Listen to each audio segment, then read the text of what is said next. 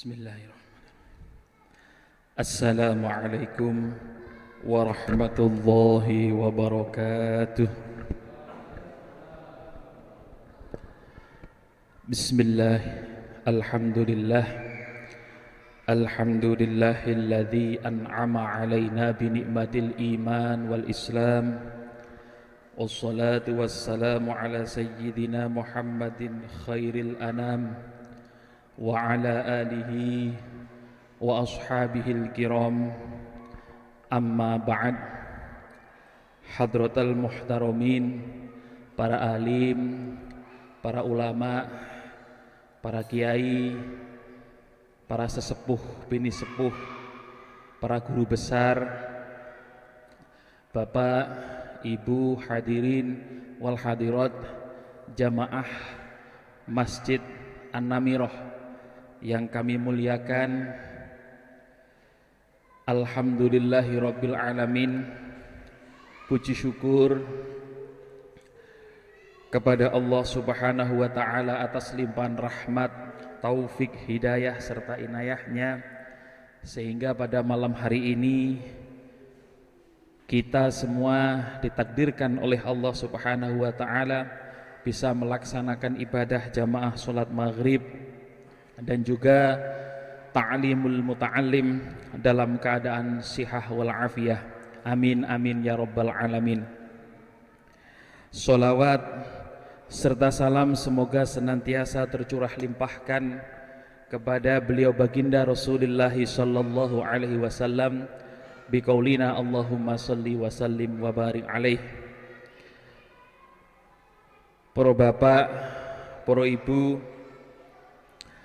sebelum kami menyampaikan apa yang diwasiatkan atau diamanahkan kepada kami oleh Bapak Wahid, mohon izin kepada para guru besar, khususnya kepada para bapak ibu jamaah Masjid An-Namirah, apabila dalam kami menyampaikan ada kesalahan dan kekurangan, mohon nanti dikoreksi. Bapak Ibu hadirin rahimakumullah, sebagaimana yang disampaikan oleh beliau Pak Wahid bahwa kajian pada malam hari ini temanya tematik, maka kemudian kami berinisiatif mengambil sebuah tema yang berkaitan dengan beberapa kejadian yang baru saja terjadi, yakni erupsi di Gunung Semeru Lumajang. Nah, bagaimana kemudian Al-Quran membincang masalah ini?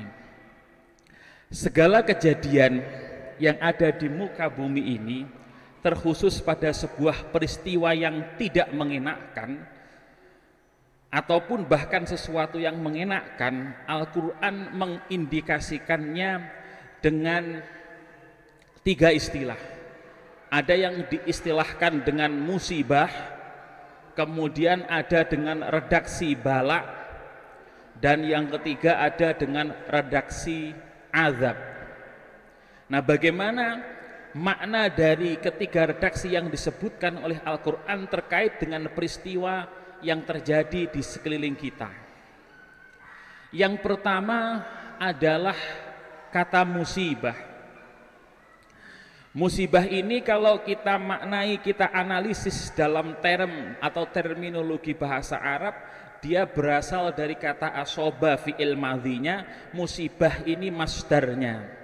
Masdar adalah kalau dalam kajian bahasa Arab itu kata yang berada di baris ketiga dari sebuah tasrif.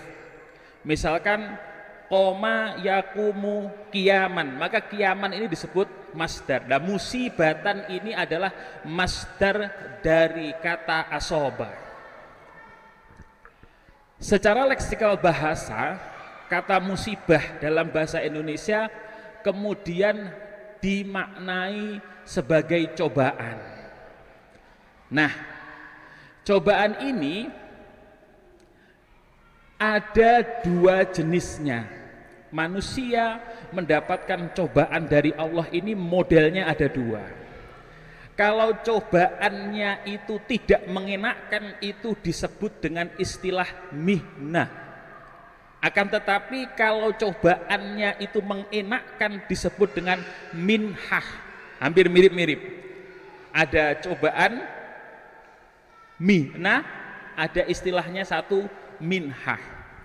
Lebih lanjut, hadirin wal hadirat rahimakumullah, mihnah atau cobaan yang tidak mengenakkan ini nanti akan membawa kepada manusia, kalau manusia bisa memahaminya dengan baik, akan membawanya pada sabar.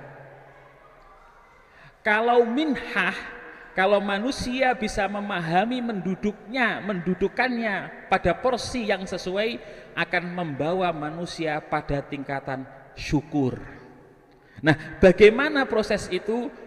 Mari kita analisis dari yang pertama, dari surat Al-Balad ayat 3 terkait dengan manusia ini oleh Allah memang diciptakan dalam kondisi selalu mendapatkan kesulitan. Terbukti dalam surat Al-Balad ayat 4, Allah mengatakan bismillahirrahmanirrahim, laqad khalaqnal insana fi kabad. Laqad khalaqnal insana fi kabad. Sungguh benar-benar aku ciptakan manusia fi kabad, dalam susah payah. Selalu ada kesulitan.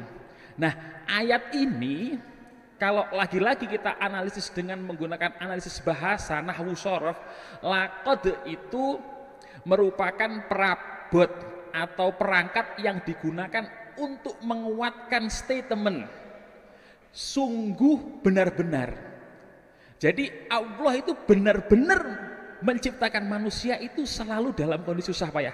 Mari kita lihat sekarang bagaimana kita ketika mau lahir pertama kali. Bayangkan dengan kondisi kita pada waktu itu, kita mungkin tidak ingat, kita keluar dari lubang yang sangat kecil, itu sudah sangat sulit sekali. Bahkan kemudian ada yang dioperasi atau disesar. Nah, ini sudah pertama saja kita lahir sudah dalam kondisi susah payah. Kemudian setelah kita lahir di dunia, kita kesulitan menyusu kepada ibu kita.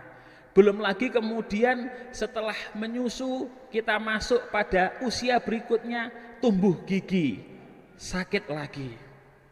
Lalu setelah tumbuh gigi, kita mulai belajar merangkak, belajar berjalan. Setelah itu, setelah belajar berjalan, kita sudah masuk pada usia anak-anak. Kita harus belajar, digembleng sama guru, dididik dengan sedemikian rupa, lalu masuk pada masa akil balik, kita terkena beban syarak. Apa yang kita lakukan kalau baik kita mendapatkan pahala, tapi sebaliknya kemudian kita kalau melanggar aturan syarak kita mendapatkan dosa. Setelah itu kita dituntut untuk menemukan pasangan kita. Setelah menemukan pasangan kita, apakah selesai? Belum selesai. Kita dituntut bersusah payah memberi nafkah keluarga kita, mencari, membangun rumah, kemudian mendidik anak-anak kita, bahkan sampai kita meninggal dunia. Pertanyaannya, apakah ketika setelah meninggal dunia sudah selesai kesusah payahan kita? Belum ternyata Bapak Ibu. Setelah kita meninggal dunia, tatkala kita sudah dikuburkan, ternyata kita didatangi dua malaikat mungkar nakir yang mendapat perintah dari Allah untuk menanyai kita di kubur. Man rabbuka, man madinuka, mana biuka, dan seterusnya dan seterusnya. Kalau kita benar, kita kemudian mendapatkan nikmat kubur. Tapi sebaliknya, kita juga berkemungkinan mendapatkan siksa kubur. Sampai pada akhirnya ada yaumul hisab, ada yaumul mizan, dan puncaknya lah apakah kita nanti akan mendapatkan nikmat kita masuk ke surga atau justru sebaliknya kita akan merasakan kesengsaraan berada di neraka. Nah, ini berarti benar sekali apa yang sudah dikatakan oleh Allah bahwa laqad khalaqnal insana fi kabad. Kita diciptakan oleh manusia selalu dalam kondisi susah payah. Nah, tapi kemudian apakah Allah membiarkan kita begitu saja? Tentunya tidak. Allah juga memberikan formula bagaimana kita menghadapi kesusah payahan yang telah diberikan oleh Allah kepada kita. Nah, di sini di dalam ayat yang lain kemudian Allah memberikan formula terhadap kesusah payahan yang diberikannya, bahwa setiap musibah atau setiap cobaan yang diberikan oleh Allah kepada kita, Allah juga menggaransinya, Bapak Ibu. Garansinya lewat firman-Nya, la yukallifullahu nafsan illa wus'aha. Bahwa Allah memberikan cobaan kepada hambanya tidak akan pernah melebihi batas kapasitas hambanya. Tidak mungkin kita diberikan musibah, cobaan yang kita tidak bisa menanggungnya. Nah, ini penting sekali, perlu kita pahami bersama bahwa musibah yang kita terima itu pasti kita bisa melaluinya. Tergantung tadi kita bisa sampai pada titik sabar atau kita bisa sampai pada titik syukur. Kita ambil contoh begini, musibah yang tidak mengenakkan tadi akan membawa kita pada titik sabar. Misalkan dalam kehidupan kita sehari-hari kita selalu mendapatkan tekanan hidup, entah itu dalam bentuk kekurangan harta ataupun yang lainnya. Nah, kondisi itu menjadikan kita tetap husnudzon kepada Allah atau justru sebaliknya? Kalau kita tetap husnudzon kepada Allah, maka kita akan sampai pada titik yang disebut sabar tadi. Nah, yang kedua, musibah yang di situ berupa kenikmatan yang kita sebut dengan minhah tadi. Jadi jangan dikira bahwa ketika kita mendapatkan kehidupan yang sangat nikmat, misalkan kita tercukupi, rumah kita mewah, mobil kita Alphard 10 katakan, kemudian kita punya tanah yang luas dan lain sebagainya. Nah, ini apakah menjadikan kita sebagai orang yang bersyukur, kemudian kita menunaikan kewajiban terhadap kenikmatan yang telah kita peroleh, atau justru kita kufur? Jangan dikira ketika kita memiliki banyak kenikmatan, Bapak Ibu, itu bukan merupakan sebuah musibah. Ini juga merupakan musibah, karena segala sesuatu pasti ada hisabnya. Nah, oleh karena itu, ketika kita mendapatkan musibah yang berbentuk kenikmatan maupun sebaliknya ketidaknikmatan tadi, maka cara menghadapi kuncinya satu, dengan sabar kalau tidak enak, kalau enak maka kita dengan syukur. Sudah jelas kalau kita syukur justru nikmat kita akan ditambah, tetapi sebaliknya kalau kita kufur, azab Allah sangatlah pedih. Bapak Ibu hadirin rahimakumullah, itu yang pertama. Istilah yang digunakan di dalam Al-Quran ketika kita ditempa dengan sebuah kondisi baik yang mengenakkan maupun yang tidak mengenakkan. Yang kedua, ada istilah di dalam Al-Quran itu disebut dengan istilah bala, Bapak Ibu. Bala. Kalau musibah tadi kalau kita tarik, coba kita artikan dia merupakan cobaan, kalau bala ini ujian. Nah, yang berkaitan erat dengan kata bala ini adalah surat Al-Baqarah ayat 155 sampai 156. A'udzubillahi minasyaitonirrajim. Bismillahirrahmanirrahim.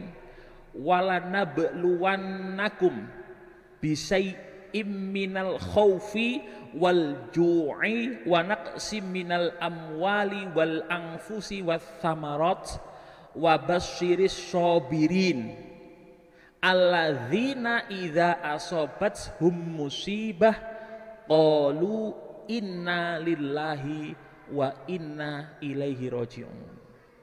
Nah, terkait dengan bala ini Allah memulai redaksi firman-Nya lagi-lagi dengan menggunakan la. Di akhir ditambah dengan nun taukid. Nah, ini kalau dalam terminologi bahasa Arab, lagi-lagi ini sungguh benar-benar Allah memberikan bala kepada kita. Walanabluwannakum, sungguh benar-benar teman Allah memberikan bala kepada kita, kepada kamu semua. Nah, kata nabluwannakum, kata dalam bahasa Arab yang bisa kemasukan nun taukid sakilah maupun nun taukid khafifah, ini kajian bahasa Arabnya, itu adalah kata kerja mudhari. Kata kerja mudhari itu adalah kata kerja yang menunjukkan waktu present, sekarang, atau future. Kata kerja yang menunjukkan zaman hal dan zaman istiqbal, bukan zaman lampau. Artinya apa? Artinya Allah itu memberikan balak tadi, memberikan ujian tadi itu ketika kita berada atau hidup sampai nanti ketika kita sudah meninggal dunia. Ketika kita sudah meninggal dunia. Jadi jangan berharap ketika kita hidup itu kita tidak punya permasalahan, Bapak Ibu. Jangan berharap ketika kita hidup kita tidak punya masalah. Justru dengan masalah ini yang akan menjadikan hidup kita itu dinamis.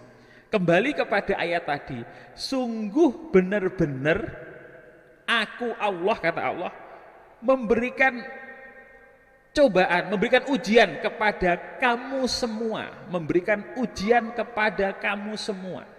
Ujiannya apa? Walanabluwannakum bisyai'in, dengan sesuatu. Sesuatu itu apa? Minal khauf, rasa takut. Jenengan merasakan rasa takut, takut ditinggal istri, bapak-bapaknya, ibu-ibunya takut ditinggal suami. Pak, aku sok lek mbok tinggal piye to, Pak?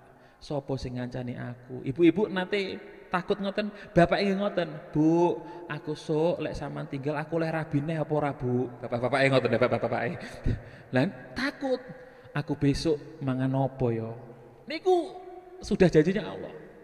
Yang pertama, walju, lapar. Kita itu pasti memikir nanti anak-anak besok itu akan makan apa ya? Besok itu ibu-ibu terutama, besok itu bapake dijangane apa ya? Besok itu bapake dilawi apa? Khawatir, Ju. Lalu wanaqsim minal amwal, kekurangan harta benda. Aduh, tabungane neng rekening karek 1 juta ya apa iki? Karek 1 juta sih wis bingung. Aduh, duwite wis meh entek ki arek-arek wayah bayar SPP ya apa iki. Wa naqsi minal amwali wal anfusi, khawatir akan kehilangan nyawa. Ya Allah, padahal sudah pasti kita semua akan mati, tapi kita masih khawatir. Jenengan ajrih napa mboten menawi ajenge sedo? Lek kula tasih ajrih, jenengan ajrih, Pak? Siap menawi benjing sedo ngoten siap? Pak Rois siap nggih. Pak Rois benjing sedo siap Pak Rois. Ajrih lho, ajrih. Untunge awake dhewe iku tidak diberitahu kapan awake dhewe meninggal. Andai kata awake dhewe sumerep pada tanggal 31 Desember tahun 2021 si A akan meninggal dunia, paling wedi paling awake dhewe. Untunge mboten sumerep niku. Padahal itu sudah pasti janjinya Allah, minal amwali wal anfusi. Lalu wathamarat, takut kekurangan buah-buahan, takut kekurangan makanan. Tapi dari itu semua lagi-lagi kata Allah, wabasyiris sobirin, orang yang akan berbahagia itu adalah orang-orang yang sabar, lagi-lagi sabar. Nah, setelah ayat ini, ayat 156, itu indikatornya sabar apa disebutkan?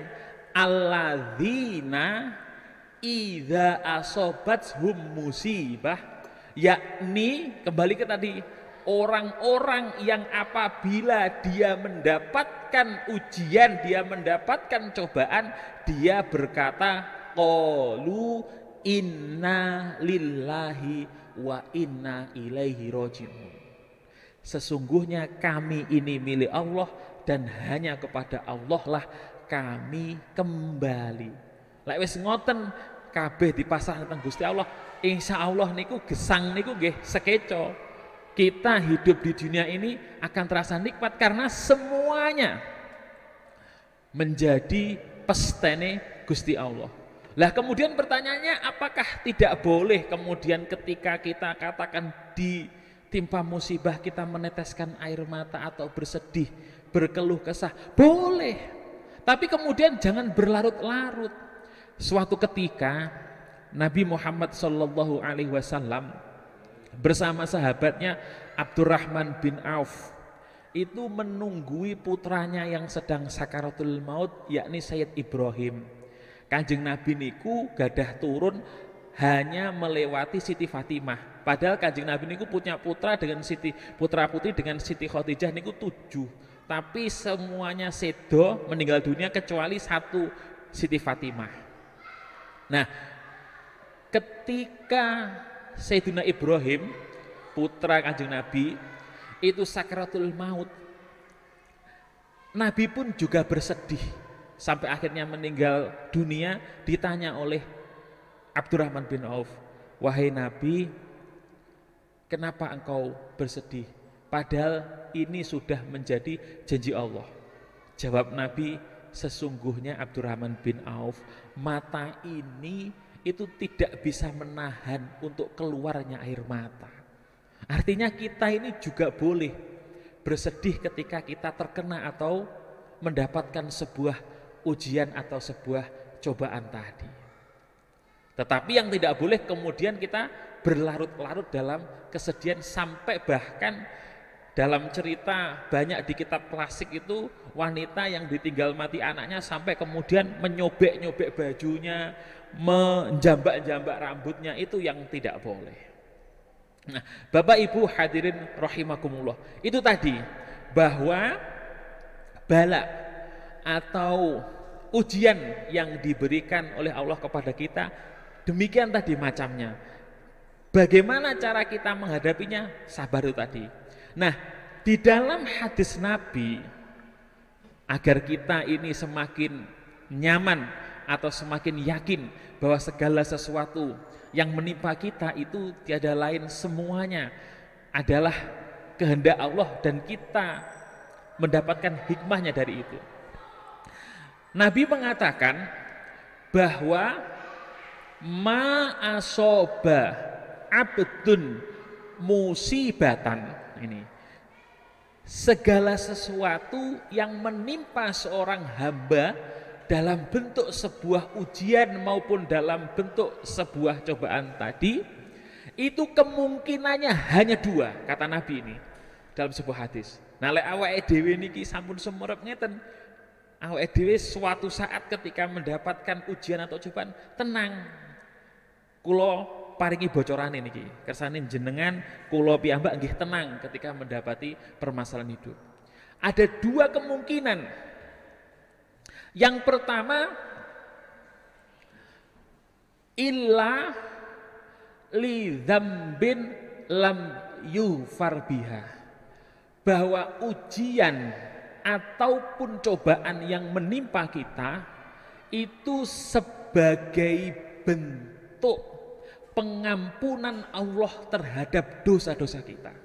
Karena kita masih memiliki dosa, yang dosa itu belum terampuni oleh Allah illa biha, kecuali dengan didatangkan ujian dan cobaan tadi.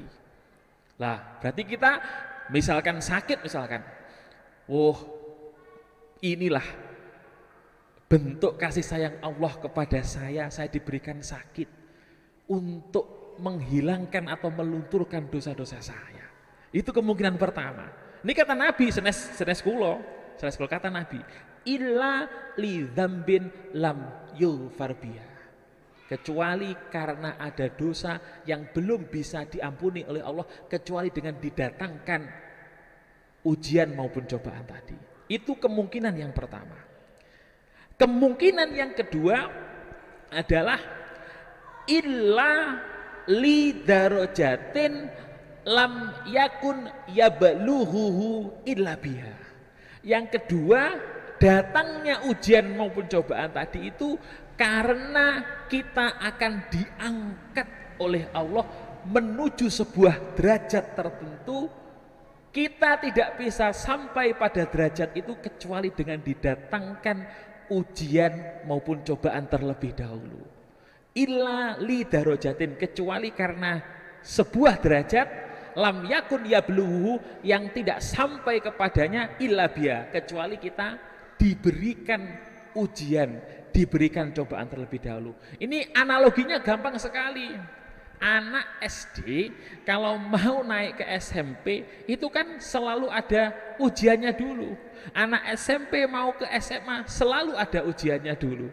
SMA mau ke jenjang perkuliahan ada ujiannya dulu. Sama dengan kita manusia ini, ketika Allah menginginkan mengangkat derajat kita, maka jangan takut kemudian ketika ada sebuah ujian maupun cobaan yang menghampiri kita. Nyun sewu Pak Rohmat, misalkan Pak Rohmat akan naik menjadi guru besar Pak Rohmat. Jangan khawatir Pak Rohmat ketika sekarang mendapatkan berbagai macam terpaan ujian maupun cobaan, karena ini akan membawa Pak Rohmat sampai kepada derajat guru besar, insya Allah. Nah, mikir sampai dari sampun sumur ngeten. Wis, berarti ketika ada sesuatu yang tidak mengenakkan terkena ke saya, oh, iki Gusti Allah lek pertama mungkin kita banyak dosa, berarti dosa-dosa kita ini dikurangi, diampuni. Oh, atau mungkin ini saya sedang akan dibawa oleh Allah menuju sebuah derajat, menuju sebuah level tertentu yang tingkatannya lebih di atas derajat yang sekarang. Kalau kita memperhatikan, melihat para nabi, bagaimana kemudian nabi itu diuji oleh Allah dengan ujian yang sangat berat, sampai akhirnya para nabi tersebut sampai ke derajat tertentu. Kita ambil contoh Nabi Yusuf.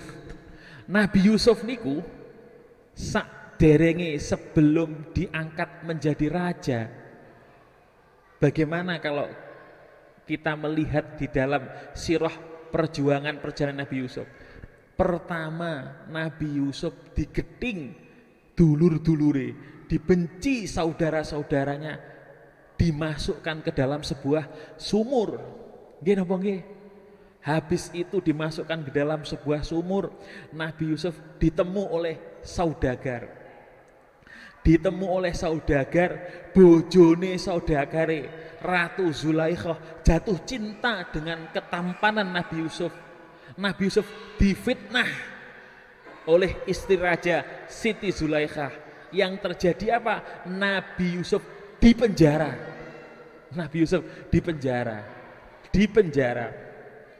Niki ujian niki, dipenjara. Mantem ngoten dipenjara. Setelah dipenjara ternyata di situ Nabi Yusuf bertemu dengan dua orang. Dua orang itu menceritakan tentang sebuah mimpi masing-masing.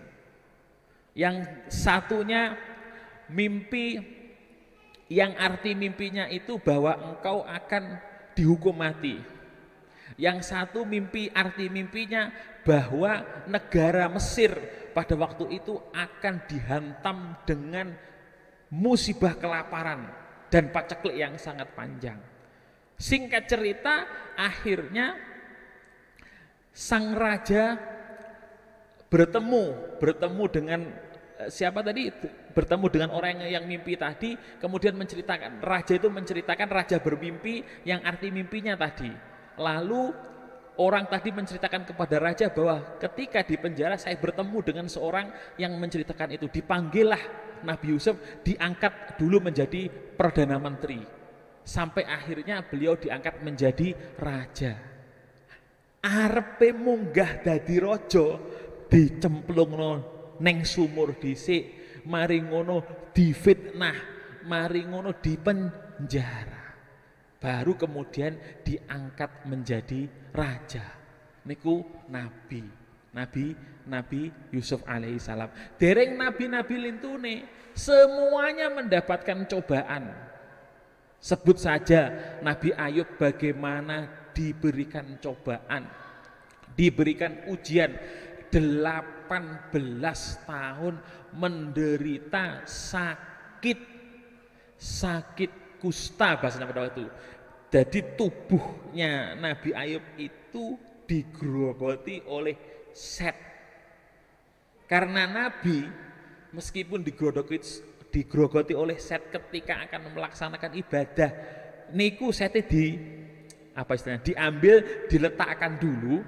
Setelah selesai ibadah diambil lagi, dikembalikan ke tempatnya tadi. Subhanallah.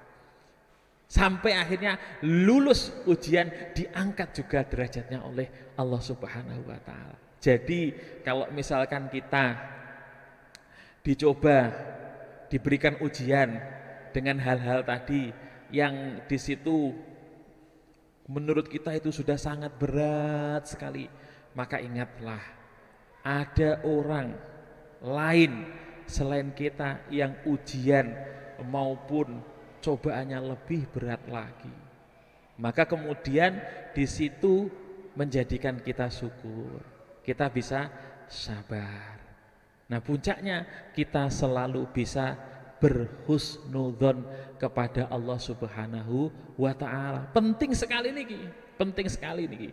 Kalau sudah sampai kita sudah suudzon kepada Allah Subhanahu wa taala, oh alah Gusti Allah iku enggak ngadil, mosok tanggoku iso tuku mobil 5, aku panggah numpak sepeda motor wae. Mosok tanggoku iso tuku omah apik, aku mosok panggah ngontrak. Bahaya lek pun ngoten niku. Kalau sudah terjadi seperti itu, bahaya hidup ini. Hidup kita tidak akan tenang, hidup kita akan mengurusi orang lain. Maka Bapak Ibu hadirin rahimakumullah, dari apa yang saya sampaikan tadi, kita sudah tahu, kita bisa memahami, kita bisa mengerti. Yang sulit itu kemudian mengamalkan, bahwa kita oleh Allah diciptakan selalu bersusah payah. Kita akan selalu mendapatkan musibah, baik musibah yang mengenakkan maupun yang tidak mengenakkan. Kita juga akan mendapatkan ujian, tetapi Allah juga memberikan formula, memberikan rumus, memberikan pattern untuk menghalau, untuk menghadapi itu semua. Dan Allah juga sudah menggaransi bahwa itu semua tidak akan melebihi batas kadar kemampuan kita. La yukallifullah. Sama niki yukallifu niki juga menggunakan fi'il mudhari. Sama zamannya hal juga istiqbal. Ketika kita mulai terlahir sampai nanti ujian cobaan itu kita bisa menghadapinya dan tidak akan lebih dari batas kemampuan kita. Itu yang kedua. Kemudian yang ketiga, lah ini niki sampai isak nggih. Nggih. Mengki sanuke kedan nggih Pak Rohmat. Ngantos adzan isak napa saderenge isak niki? Sampai isak nggih. Kula lajengaken. Bapak Ibu hadirin rahimakumullah. Yang ketiga ini disebut dengan azab. Azab. Nah, kalau azab ini konotasinya pasti kepada sebuah siksaan. Yang ini kemudian diberikan kepada hamba-hamba Allah yang di situ bahasanya adalah ingkar. Maka kemudian banyak sekali ayat Al-Quran yang mengatakan inna adzabila syadid, sesungguhnya azab kami itu adalah sangat pedih. Lah ayat sebelumnya itu pasti memberikan peringatan tentang orang-orang yang ingkar, orang-orang yang kafir, orang-orang yang kufur. Maka jangan sampai kemudian na'udzubillah tsumma na'udzubillah kita mendapatkan yang ketiga ini, kita mendapatkan azab ini. Maka kemudian di dalam kubur orang yang mendapatkan siksa kubur itu disebut dengan azab kubur. Azabun itu maknane siksa, berarti tidak mengenakan sama sekali. Siksa kubur ataupun azab-azab yang lainnya. Nah, ini yang perlu kita jangan sampai na'udzubillah kita mendapatkan istilah yang ketiga, yakni azab kubur ini. Bapak Ibu hadirin rahimakumullah, segala sesuatu yang telah menimpa kita tadi itu ada yang kemudian tidak bisa dirubah sama sekali, karena itu sudah menjadi hak prerogatif Allah, yang contohnya adalah kematian. Itu sudah tidak bisa diubah lagi, itu sudah pasti. Si A mati tanggal ini jam segini. Fa idza jaa ajaluhum la yastakhiruna sa'atan wa la yastaqdimun. Tidak bisa diakhirkan juga tidak bisa didahulukan. Tetapi ada kemudian yang tidak mengenakkan tadi yang menimpa kita, itu bisa dirubah dengan usaha kita.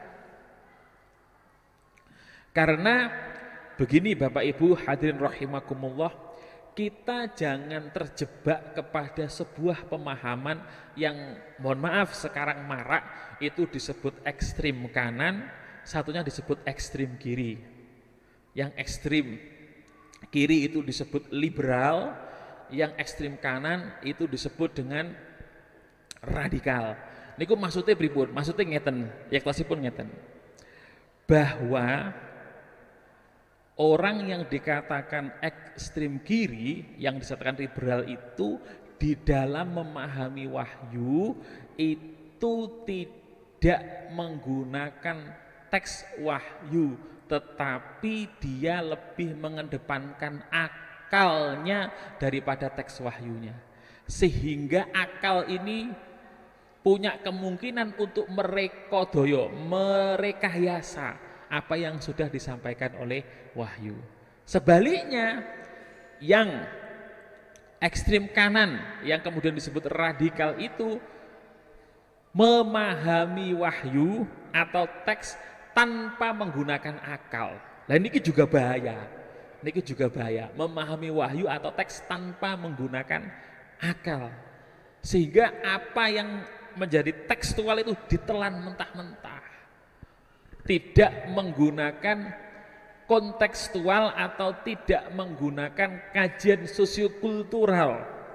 Nah ini juga bahaya. Maka yang benar adalah yang menggabungkan keduanya, yang di dalam Al-Quran diistilahkan dengan moderat, bahasa kita mutawasid, orang yang tengah-tengah. Artinya tengah-tengah itu pada konteks tertentu memang Al-Quran itu harus difahami seperti itu, tetapi pada konteks tertentu Al-Quran punya kemungkinan untuk ditafsirkan, disesuaikan dengan asbabun nuzul, ditopang dengan hadis-hadis dari Kanjeng Nabi Muhammad SAW. Maka kemudian tadi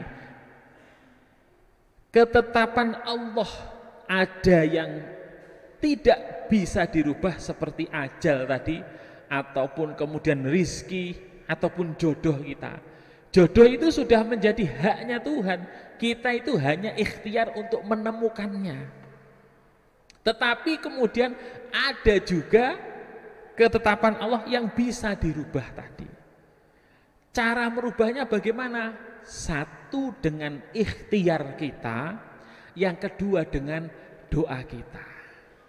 Maka Jangan kemudian menjadi orang yang hanya ikhtiar saja, itu akan menjadikan orang sombong. Tetapi juga jangan hanya menjadi orang yang berdoa saja, ini akan menjadikan orang malas. Kang, ndak nyambut gawe to, alah rezekiku wis dijamin Gusti Allah, aku neng kene lingguh mbok turu ya panggah mangan. Jangan seperti itu. Atau jangan seperti ini, Kang, wayahe sholat Kang, ndak sholat toh. Wah, aku pengen sugih, aku kudu kerja mempeng. Jangan seperti itu. Tapi dua-duanya, ikhtiarnya juga, kemudian doanya juga. Nah, terkait dengan tadi ujian dan cobaan tadi, maka butuh ikhtiar.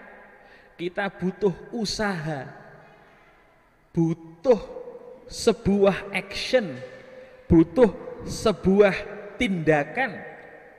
Kalau memang itu adalah ujian yang menyebabkan kita terjerembab ke dalam sesuatu, ya kita harus menghindarinya. Kita harus lari, menjauh dari itu. Tidak kemudian menentang ini. Misalkan di sana ada genteng mau jatuh. Kalau ditakdirkan aku terkena, aku ya terkena. Kalau tidak menentang ini, yo ketiban. Aku sing penting donga, ya Allah, hindarkan aku dari jatuhan genteng. Ya keceblokan, mati. Maka harus dua-duanya. Nah, terkait dengan masalah doa ini sebagai supportingnya. Ibaratnya kita Bapak Ibu, niki juga harus dipenuhi. Kita ini tercipta dengan dua unsur di dalam diri kita. Satu unsur jasmaniah kita, yang kedua adalah unsur rohaniah kita. Lah unsur jasmaniah kita akan berhubungan dengan ikhtiar tadi, unsur rohaniah kita akan berhubungan nyambung dengan doa tadi. Maka kemudian dua-duanya ini harus seimbang. Maka ada istilah hablum minallah ya hablum minan nas. Gitu. Hidup itu ya harus serawung dengan orang, dengan tetangga, juga harus beribadah kepada Allah. Tidak kemudian kita hanya melulu beribadah di dalam masjid, tidak peduli dengan kondisi tetangganya yang kelaparan mau mati. Tidak seperti itu, tapi kita juga serawung tolong menolong dengan orang-orang yang berada di sekitar kita. Kita juga ngeces rohani kita, menyambungkan diri kita kepada Allah Subhanahu wa ta'ala. Maka kemudian dalam rangka ujian atau cobaan tadi, kita juga harus berikhtiar dan berdoa. Tetapi Bapak Ibu, yang perlu kita fahami terkait dengan doa ini, kadang ada yang mensalahartikan juga. Saya ini setiap hari wis dongoku pancet iku wae, tapi Gusti Allah ya ndak paring belas ya apa iki. Nah, ini kadang yang sering terjadi. Bapak Ibu, terkait dengan doa nih awake dhewe ini juga sudah diberikan resep oleh Allah, diberikan jaminan oleh Allah. Dalam firman-Nya, wa idza sa'alaka ibadi anni fa inni qarib, kata Allah. Wahai Muhammad, apabila hamba-hambaku bertanya kepadaku, katakanlah sesungguhnya aku ini sangat dekat, kata Allah. Ujibu da'watat da'i idza da'an. Aku memberikan pengkabulan doa, nyembadani dongane wong-wong sing donga idza da'an, ketika mau berdoa. Nah, sekarang dikembalikan, awake dhewe niki pernah berdoa apa tidak? Maka syaratnya ben doane kita da'an tadi. Ayat selanjutnya, fal yastajibuli wal yu'minu bi la'allahum yarsyudun. Lah, ketika membaca ayat itu harus dibaca penuh sehingga kita faham secara komprehensif tadi. Syaratnya ben doanya kita tadi diijabahi, fal yastajibuli, maka kamu semua harus menjawabku. Artinya menjawabku itu melaksanakan apa yang menjadi perintahku, kata Allah.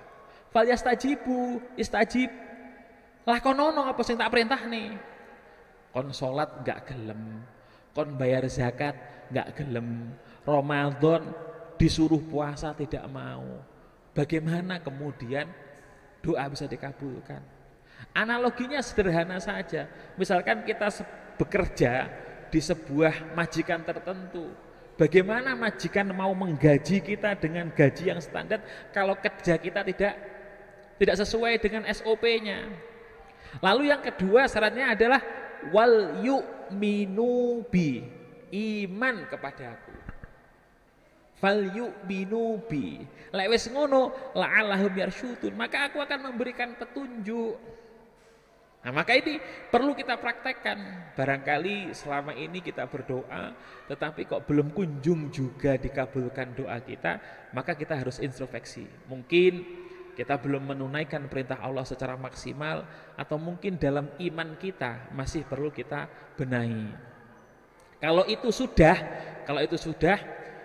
Allah juga memberikan garansi lagi bahwa doa itu kadang Bapak Ibu oleh hadis dijelaskan bentuk pengkabulannya itu kadang ada 3.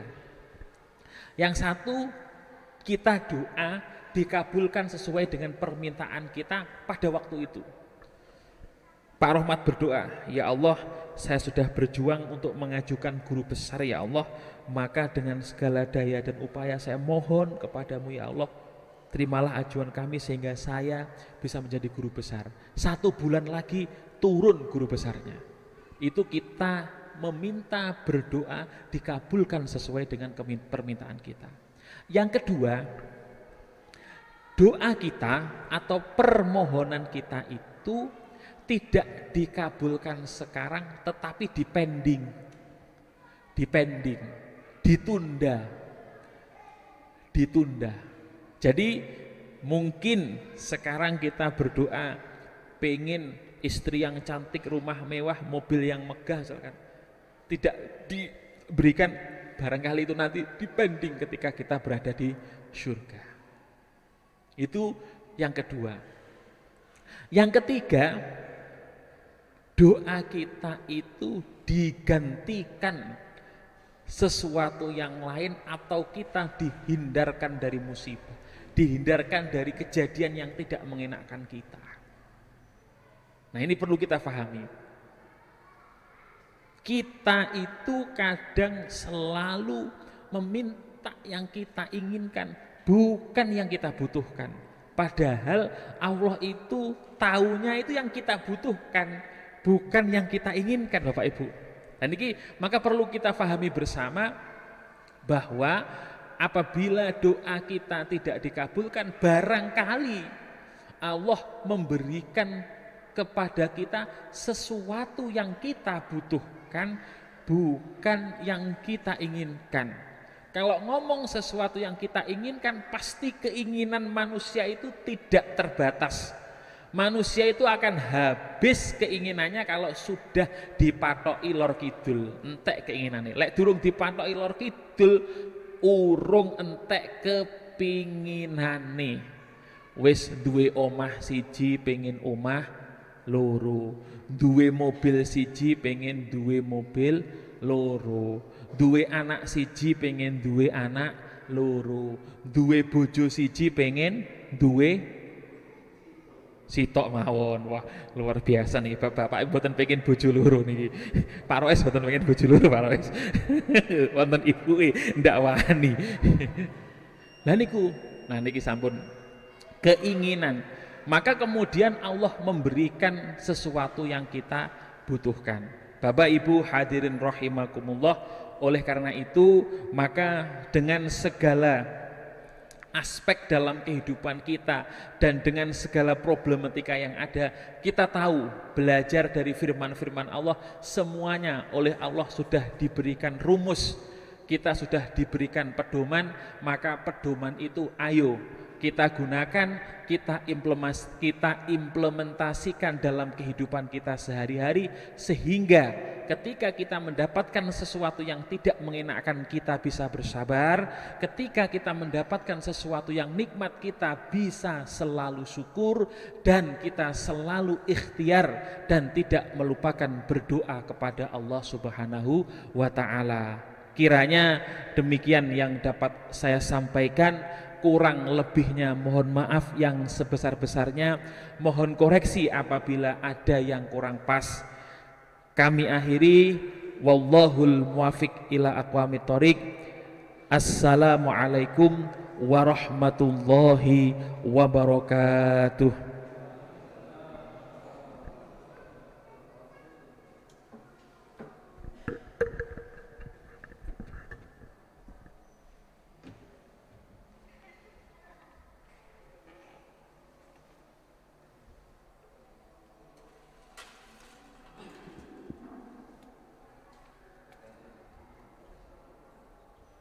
Subhanallah walhamdulillah wa la ilaha illallah wa la hawla wa la quwwata illa billahil aliyyil azim. Allahumma shalli wa sallim ala sayyidina Muhammad wa ala ali sayyidina Muhammad. Allahu ya karim.